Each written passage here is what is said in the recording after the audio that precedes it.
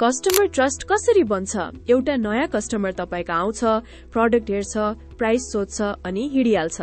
यही हुन्छ जब ट्रस्ट हुँदैन। ट्रस्ट एक दिनमा बन्दैन, तर भाँचिन्छ चाहिँ एकै दिनमा। त्यसो भए कसरी बनाउने? पहिलो कुरा, जे भन्यो त्यही गर्नु। डेलिभरी डेट भन्यो भने पुर्याउनु। क्वालिटीको बाचा गर्यो भने दिनु।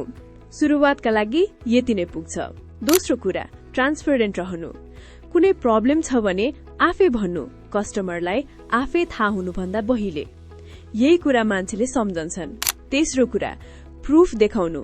रिभ्यूज, पुराना अर्डर्स, फोटोज यी सबैले तपाईको तर्फबाट बोल्छन् जब तपाई हुनुहुन्न। र सबैभन्दा ठूलो कुरा, सप्लायर नै भेरिफाइड हुनुपर्छ।